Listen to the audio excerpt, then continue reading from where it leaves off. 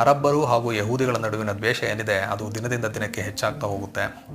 ಅಲ್ಲಲ್ಲಿ ಸಣ್ಣ ಪುಟ್ಟ ಜಗಳಗಳು ನಡೀತಾ ಬಂದು ಅದು ಹಲವಾರು ಬಾರಿ ಒಂದು ಹಿಂಸೆ ಹಾಗೂ ಹಲವಾರು ಹತ್ಯೆ ಈ ರೀತಿ ತಿಳ್ಕೊಳ್ಳುತ್ತದ್ದು.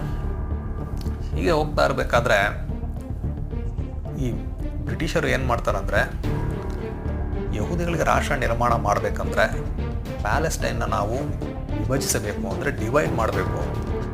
ಒಂದು ಭಾಗವನ್ನು ನಾವು ಯಹೂದಿಗಳಿಗೆ ಕೊಡೋಣ, ಇನ್ನೊಂದು ಭಾಗವನ್ನು ಅರಬ್ಬರಿಗೆ ಕೊಡೋಣ ಅನ್ನೋ ರೀತಿಯಲ್ಲಿ ಅವರು ಯೋಚನೆ ಮಾಡ್ತಾರೆ. ಈ ವಿಷಯ ಅರಬ್ಬರಿಗೆ ತಿಳಿದಾಗ ಅವರು ಭಾರೀ ಪ್ರತಿಭಟನೆಯನ್ನು ಮಾಡ್ತಾರೆ.